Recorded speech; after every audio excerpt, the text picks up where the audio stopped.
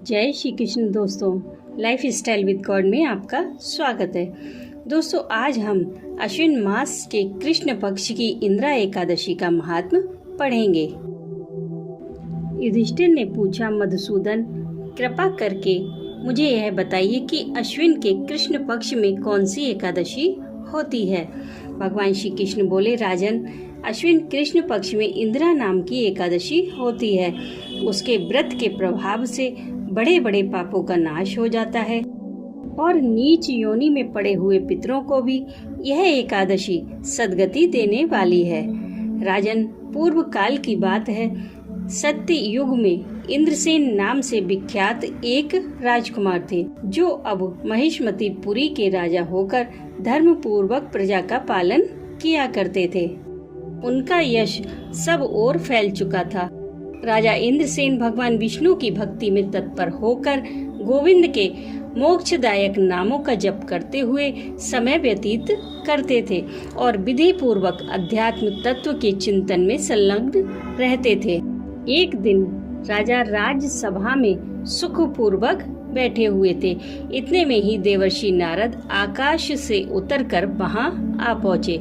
उन्हें आया देख राजा हाथ जोड़कर खड़े हो गए और विधि पूर्वक पूजन करके उन्हें आसन पर बिठाया। इसके बाद वे इस प्रकार बोले, मुनि श्रेष्ठ, आपकी कृपा से मेरी सर्वथा कुशल है। आज आपके दर्शन से मेरी संपूर्ण यज्ञ क्रियाएं सफल हो गईं। देवर्षि, अपने आगमन का कारण बताकर मुझ पर कृपा करें। नारद जी बोले, नृपश्रेष्ठ, सुनो, मेरी बात तुम्हें आश्चर्य में डालने वाली है। मैं ब्रह्मलोक से यमलोक में आया था। वहाँ एक श्रेष्ठ आसन पर बैठा और यमराज ने मेरी भक्ति पूर्वक पूजा की। उस समय यमराज की सभा में मैंने तुम्हारे पिता को भी देखा था। वे व्रत भंग के दोष से वहाँ आए थे। राजन, उन्होंने तुमसे कहने के लिए एक संदेश दिया है, उसे सुनो। उन्होंने कहा है कि बेटा, मुझे इंदिरा एकादशी के व्रत का पुण्य देकर स्वर्ग में भेजो। उनका यह संदेश लेकर मैं तुम्हारे पास आया हूँ। राजन, अपने पिता को स्वर्ग लोक की प्राप्ति कराने के लिए इंदिरा एकादशी का व्रत करो। तब राजा ने पूछा, भगवान, कृपा करके इंदिरा एकादशी का व्रत बताइए। किस पक्ष में, किस तिथि को और किस विधि से उसका व्रत करना चाहिए। नारद जी ने कहा, राजेंद्र, सुनो, मैं इस व्रत की शुभ कारक विधि बतलाता हूँ। अश्विन मास के कृष्ण पक्ष में दशमी के उत्तम दिन को श्रद्धा युक्त चित्त से प्रातः काल स्नान करें।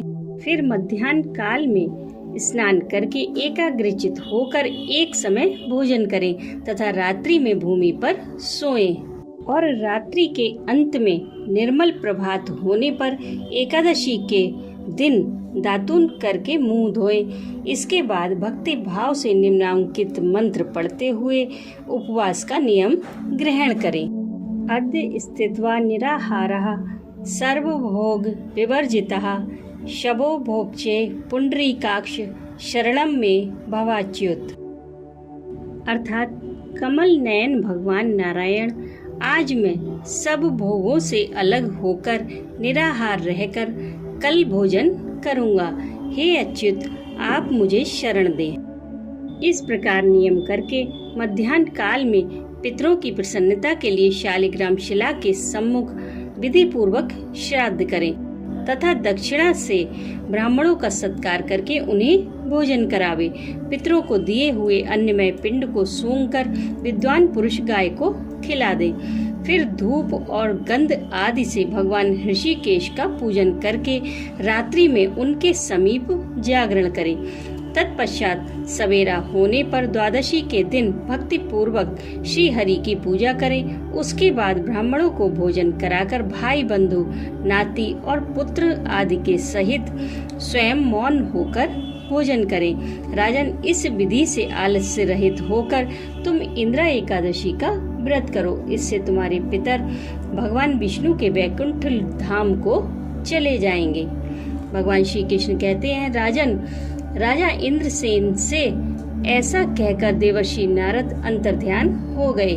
राजा ने उनकी बताई हुई विधि से अंतःपुर की रानियों, पुत्रों और भृत्यों सहित उस उत्तम व्रत का अनुष्ठान किया। हे कुंती नंदन, व्रत पूर्ण होने पर आकाश से फूलों की वर्षा होने लगी।